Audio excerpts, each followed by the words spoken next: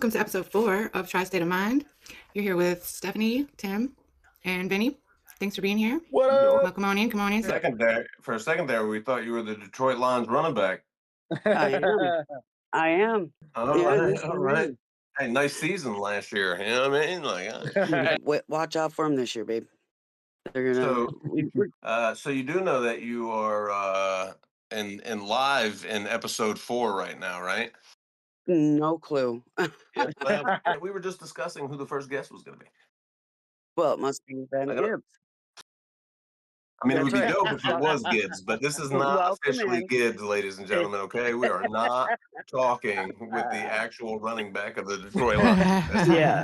Just Actually, they wish. They Right. wish. Little disclaimer there. Thank you. All right. Well, I'm gonna let you guys go back to business. All I good. got sub, follow, listen good because they're giving you good info, guys. Let's give her the clap. You never know. Thank you all. Thanks for having me. Yeah. Thank you. Yeah. And did you hear about the note? Yeah, that they found a note from Jeffrey Epstein that supposedly he wrote before everything happened, and because he was so upset because they all of this happened and they didn't find any evidence on, like, they just found this thing or recently have found this. Wow. Yeah, they're posting it. It's all over news media outlets on how, this is supposedly his, farewell in a sense. Mm-hmm. Pretty much, I guess. So. Yeah. Well, I mean, I guess they had to wait to get him out of the country. Oh, sorry. The fearless leader has, basically just declared himself the greatest human in history. So that's something to chew on there for a second. Laughable in most cases, but the political theatrics here nowadays is amazing. So yeah, that's a beautiful way to get it rolling. So yeah. Oh yeah. Is that what I saw? That he had declared something like he's the most powerful person on the planet? I mean, pretty much in a sense, yeah, and he will go down as pretty much the biggest figure in history. Everybody was talking they want to see him on freaking Mount Rushmore. What the hell? Oh yeah, I mean, he was talking that shit. That'll be a laugh. That'll be a laugh. Oh God, bumper stickers. Like, people are out here going and buying merchandise from this dude, and they have it on their house. Like, you're literally celebrating this old ass dude that was the apprentice on the show, that was a bankrupt, 7-time bankrupt person that you think is this dude. It's crazy. Like the worst reality show ever that you can't turn off. It is. And then, like, we pretend like this is actually normal. No. And I don't believe that people think, how deep that really is. Because, like, we really could just collectively make the decision to just stop and be like, what are we doing? What are we doing right now? What are we doing? Like, this is just nuts. But nobody, like, thinks how serious that really is. Everybody's like, that would just never work. And then we talk ourselves out of it and think that's got to be this big complicated process. All those midterms are coming around. Let's just vote blue harder the next time. Yeah, good luck with that, with all this redistricting going on. They're just changing the goalposts, and at this point, like, it's turning from, like, a drama series to just a really poorly written sitcom. It's just laughable. Right. Yeah. I mean, where technology has given us such capability to do things. Look, there's 3 of us right now, and we're in different places, and we're talking right now, doing creating a podcast together.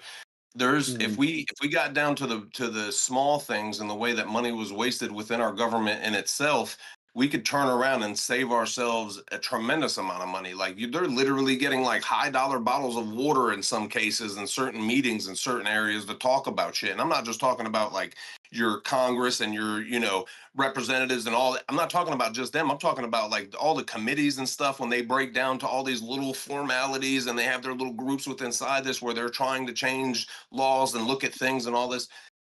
like all of this is money out of everybody's pocket, and if we're not getting anything done with this, like they say, a lot of this stuff goes to the floor and these bills never make it anywhere because there's a bunch of people then wasting time now. So how about we get down to the strategic facts of everything everybody has constantly wanted here for the last freaking umpteen years, which is healthcare, housing, and food prices, and get to those three things and just keep knocking those out until we get the bills and things passed in the right ways to benefit everybody. But we sit here and watch them fly back and forth on planes. We watch them get private cars. We watch them have security details. We watch all of this stuff happen. They don't need security detail when they're in a secure building called the White House that the details are ready around that place for. And they could be doing all of this on these chats, saving the citizens money. They're literally wasting our money at the same time while they're sitting here acting like all of this is a waste or all of that is a waste. Well, no, Yeah, the southern that's states the really point. is where I only hear it being talked about. That's the point, though. Tennessee was a really big one that I saw they were talking about. Louisiana Florida, just did a Louisiana, redistricting. Texas. And Texas, yep. And it's all the same thing. They want to redraw the lines on all of these like primarily black communities and pretty much just split them right down the middle to make sure that they don't have, you know, a black majority in any of these districts because they know the red side knows that, you know, this whole blue wave thing, which again fundamentally is still just a crock anyways, because the three of us on this panel, we know it's just theater, right?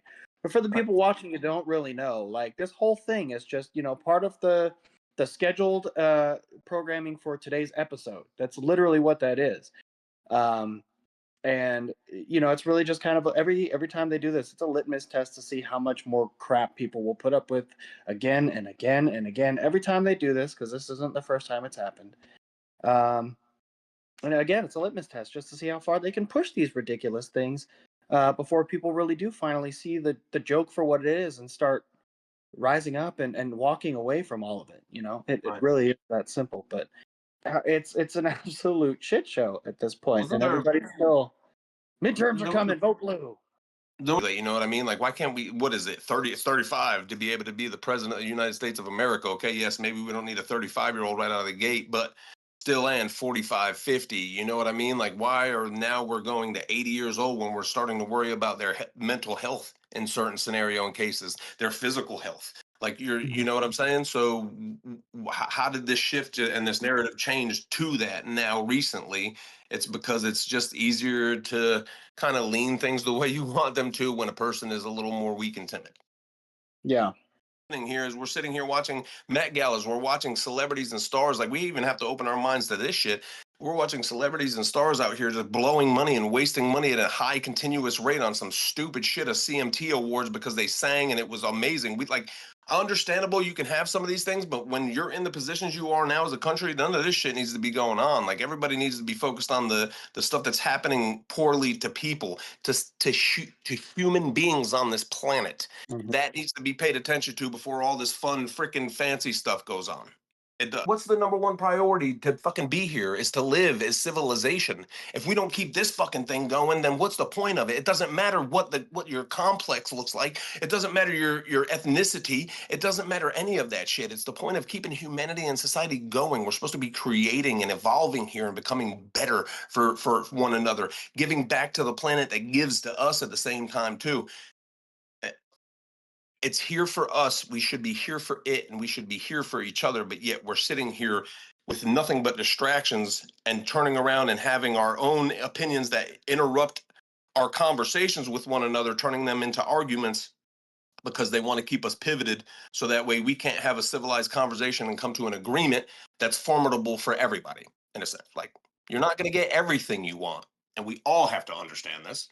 We're not getting everything we want down the line, but when it's beneficial for where people aren't being hurt or taken advantage of, let's go. Yeah, and that's never going to change as long as people keep themselves, you know, attached to this system, you know, and try to convince themselves that it can be fixed from the inside. I mean, the definition of insanity is trying the same thing over and over and expecting to get different results each time. You know, this country's been doing this for 250 years, and I've been working on a deal for like a video that I want to make that kind of goes through every single one of the presidencies and kind of offers like one of the worst outcomes of those presidents for each of them. You know, it's crazy because it's like a 25-minute to 30-minute long video, depending on how fast I read it. But this country's been doing this for 250 years. Is the point? You know, like after a quarter of a millennium, you would think that we catch on to the pattern and realize that even from day one, President George Washington, like things just been progressively getting worse and worse and worse. People like to talk about let's be progressive. Sure, we have been, just progressively the wrong fucking way. Because everything that's gone on since day one until where we are now has just been more regulation, more law, more policy, more this and that and the other. Like these white people who came over here from Europe just need to have things written down in order to know how to behave with each other. Otherwise, they're absolutely freaking clueless. You know, we need to, as humans, get back to a more, honestly, a more basic society where we just deal with each other on the face-to-face basis on a day in and day out type deal. You know, rather than codifying and putting everything into law, like everybody's so, you know, star-spangled Constitution, you know, we got to defend that.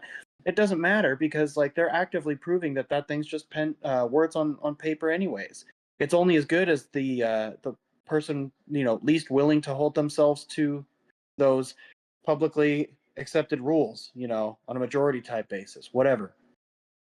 And you're never under that system, you're never going to have any type of thing that appeases everybody. You know, just like, you know, you said a second ago, Vinny, you're not going to get everything you want, but for all of humanity, there are a lot of differences that we have with each other that just need to be okay.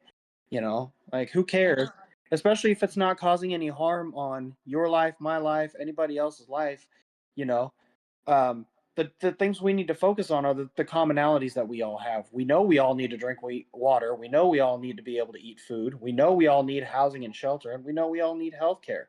But how we handle anything outside of just those four basic needs, I mean, those are the four things that humanity, I would think, could agree on a like 100% basis. You know, we may disagree on whether or not there's a sky god or whatever the shape of the planet is, but those are trivial differences that really make no difference, which makes the fact that people actually have serious emotional arguments over those topics just seem absolutely absurd, right? And nobody thinks about that, like just how stupid it was that I was arguing about this, because it's an entirely human made concept anyways. Nature didn't come up with it, the creator didn't do it. We just put this weird ass stupid system together and just called it the way it's always been. And you know, we've killed the imagination because of that system. And when you mention any other type of what society is going to look like, you get those whatabouters that are like, well, what about the people who would, you know, got to do this? Or what about the people who can't work? Okay, what about them? Humans are capable of communication. Yeah, we are a complicated and messy species, but for the most part, we get along as long as we're left alone to fucking do it and have a conversation with each other. It's not that hard. We're not going to agree on everything. That's okay. The things we don't agree on, how hard is it to just, you know, walk away from those things and at least recognize the things we have in common and be able to just, without a government, without any type of like, there has to be a standard for everybody, otherwise society will just be chaos. You know, that mentality that people are so stuck in has to change if any lasting type of change to any of this is going to happen. Otherwise, just like they did in the French Revolution, just like they did in Russia, you know, Russia took down the Tsar, but then they built the freaking gulag. You know, they just rebuilt the same thing they thought they were liberating themselves from. You know, and that happens 9 times out of 10, especially when anger and violence are involved. You know, because the people didn't actually change their mentality. They just all agreed on one thing, and that was they didn't want to live under a tyrant, but they didn't come to any type of agreement on like what they wanted afterwards, right? That's where we are right now. You know, we all kind of have this idea we want to be free. We don't know how to freaking get there. So, Tim, I just want to tell you that I did start that book you were talking about, the Dawn of Everything. I didn't get very far, but fantastic book for anybody who wants a different idea of what humanity looked like that opposes, you know, the McGraw-Hill standardized across every public school version of what, you know, we've been told we are. Humanity has always been complex. There was never any like clean stages that went from like, okay, Neanderthal man progressed into farming man, progressed into civilization man. There were no clean defined stages. Humanity's experimented with all different types of, you know, ways that their individual societies can look. And each of them worked in different ways. today's societies need to operate under that same mentality where, you know, we should be able to live in a country in which, say, like the state where I'm at, Oklahoma, Tulsa and Oklahoma City are already two very vastly different environments, right? The people are different, the building design is different, the geography is different. It's just, and they're only 2 hours away, you know? Both of them are kind of running completely different, totally different societies because Oklahoma City, believe it or not, is primarily red, and then Tulsa's more of a blue type city. But they both work in their own individual ways, and that needs to be, you know, okay. People should operate on the same type of deal. And especially when it comes to government. If we keep looking to one government, one central federal government to appeal to everybody's wants, likes, needs, like, okay, this is how I believe things should be, like, you know, religion and abortion should be this and this, but somebody else disagrees, inevitably under the two-party system, you have one who represents one set of values, the other who doesn't. And regardless if there's a winner, the people who lost in that electoral period have to put up with living under the authority of the side they don't agree with. You know, that's not a system that works because we've got 50 different states with umpteen different cities, and everybody that lives in those individual cities has different opinions on how life should be. So why are we limiting ourselves to one federal government that has to make the call for everybody rather than, you know, breaking everything down into a smaller local level where maybe we might actually get more of what we like because we would at least have an exit option at that point. If you don't like the way things are in one town, that exit option is you can move just another town over where things are completely different. But we can't do that under the federal system because everybody's got to agree on everything. And then you still have 50 different states that have 50 different sets of freaking policies. Some states allow abortion, some don't. Why is that a thing in a country with one federal government? That makes absolutely no sense. It creates consistent conflict. Yeah. Yeah, and that's all it's for. Consistent conflict. Right. And it's such a complex system, you don't know where to start. You don't know which leg to attack in order to start bringing this thing down because it's just inserted itself into every part of our life. Yeah, you know, it's infested. Right. Yeah. Yeah, facts. Yep. I mean, and devil's advocate on the other side as well too. Like, listen, there's only going to be two ways to break this down. There's going to be, you know, in a sense, basically the way that Tim just explained to you. So if you can grasp that, but if you're going to sit here and you're going to go to the way that we're going now, there needs to be better candidates. Their money needs to be removed from scenarios and situations, so that way there's no gain. And somebody's going to lose if we're going to play this game this way, and you can't be the sore loser. But this is what they've taught you in sports. This is what they've shown you on TV and everything in dating games. This is what they wanted you to feel like when you lost. You could be upset and be mad about it, and then you can use what you feel is your freedom of speech until it upsets the wrong people, and then you need to keep your mouth shut. Yep. So to understand the fact that you can still play this game that we're playing now, right? There you can see the greed, the corruption, the indifference in what we have here, and it has to change. You have to have more independent candidates. There needs to be, in a sense, I don't know if it's more parties or whatever the case may be, but there needs to definitely be more people than just two people of balance that they're keeping us controlled with. Because you can see clearly. If you can't see that by now clearly, what's happening here, then just go look back at every fucking president that we have already had and see that it has kind of been maintained this way. Prices go up, everything increases, the world keeps moving forward as we keep paying the toll and walking with our bootstraps up and everything on our backs. So you can keep it this way, but it needs to be cleaned up in a tremendous fashion and in a tremendous form, because the way that it runs now is basically, in a sense, all you can actually say to yourself, if you're rationally thinking about it, is you're getting yourself in there for personal gain, pretty much in a formality. Not to say that every politician up there is in there for personal gain, but the way that it looks now is everybody's putting their little bids in, because when they're getting out, their lives are looking a lot different than they did when they went in. Mm-hmm. Yeah. Going into office worth maybe a couple $100,000 and then coming out of office worth millions. Right. You know, like, what does that say about our system? Right. Right. It's the point of paying attention too, though, because just like we stated, it's the things that they're doing, the trips that they're making when they don't need to make this, and this goes to a local level as well too. There's business expenses that are being used in local levels that they don't have to use. They can do video chats and get things done with people in the state over video rather than having to travel up there and waste expenses of the states to do such. There's easier means to get by that can put more back into the community rather than taking away from it because, oh, well, we need more. Well, we need more, because that's what you constantly hear recently now from your town halls, your local communities is more and more and more. Your energy companies is more and more and more. Gas is going up. It's more and more and more.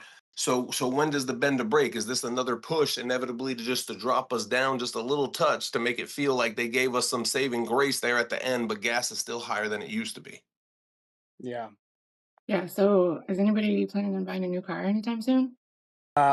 As a mechanic, I can assure you that I surely will not be buying new cars.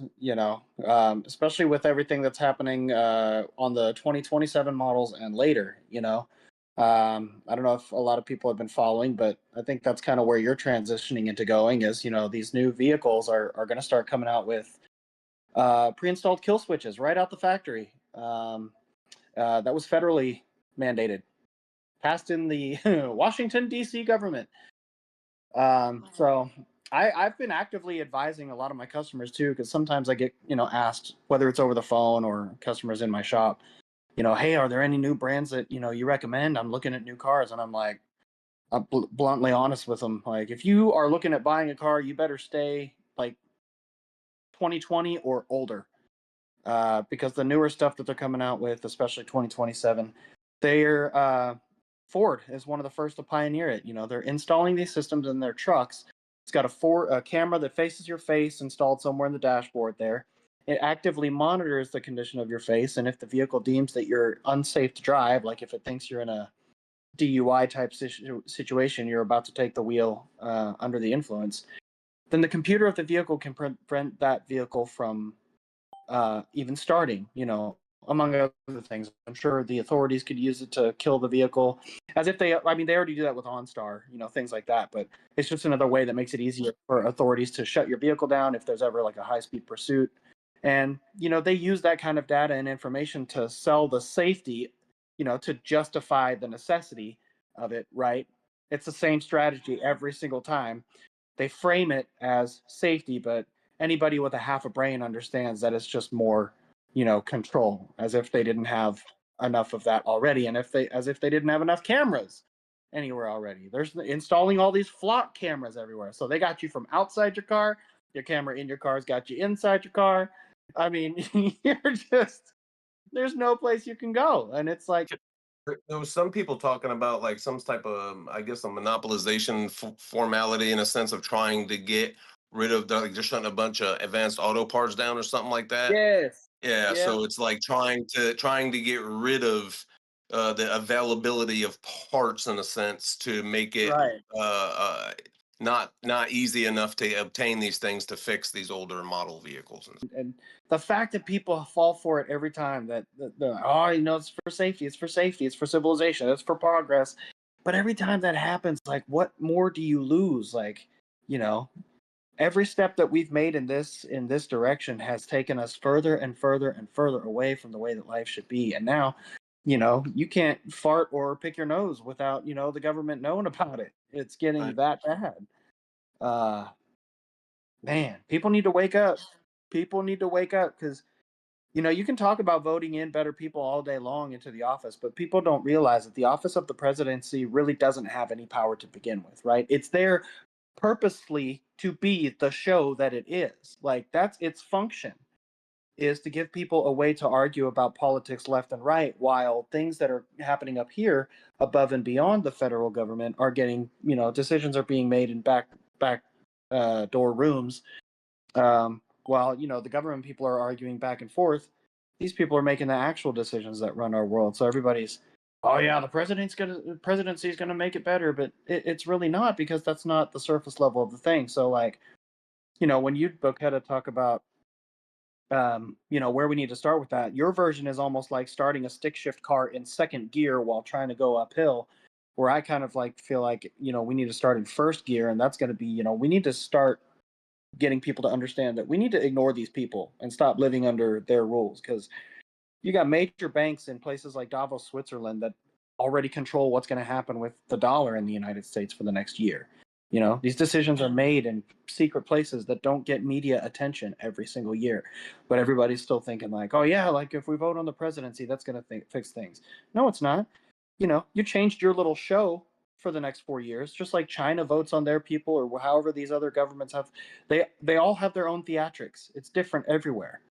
You know, people don't think about those kinds of things. They're just, oh, you know, we got to get to the next election. No, there's bigger stuff happening that's affecting our lives and making it the way that it is. That's the mentality that we have to get away from, because otherwise we just keep playing this voting game thinking that by renewing that social contract we're going to make any progress. No. All right. Yeah, that it's failed itself. So like, yes, you can continuously keep playing the game, and it's not that, you know, listen, this shit's going to shoot out one way or another, and nobody knows which way it's going to come out. You know what I mean? Like sooner or later it's going to bend a break, and it's going to have to fold one way. So like you can sit here and we can all keep playing the game that we have and keep continuing the way that it is, but we know that ultimately, in a sense, if you look at it, if you pay attention to everything that's going on now, if they shut things down and switch things off and you're not ready, they have you under control in a sense. So they knew what they were doing, and everything was put this way. Like, listen, the game has been placed against you the entire time. Why would there be a fucking speed limit, but they put every car that goes fucking almost twice as fast as the speed limit has enough power to do that? Why would they not make the car just stop at fucking 70 miles an hour or 80 miles an hour so you couldn't go past that and then speed past that? They want you to do like they're giving you these options to do. It's a sense of freedom, they go ahead and say, but they limit you on how fast you can go and where you can go and why you can do these things. Like, pay attention. Like, yes, there's a lot that you 100% in what you're stating. I get it, Tim. I'm down with it. You know what I mean? Like, if that's the way that it all shakes out and gets down, it is what it is. But there's a whole lot of people that can't take them damn goggles off and stop focusing on that two-party fucking system that they think is one day going to come save them from something. And it's so far it's proven itself not. I just want to thank everybody for being here and for the likes and shares, comments. Absolutely. And if there's anything that you'd like us to address, I mean, you know, throw that to us. You know, we'd love to hear what you want us to talk about. So if there's anything you would like for us to do, please don't ask like some crazy stuff. You know, no, I'm only kidding. Y'all have a great night. Absolutely. So be sure to join us next time right here on Tri-State of Mind. We appreciate all of you. Absolutely. Appreciate you watching, everybody. Yeah. Deuces.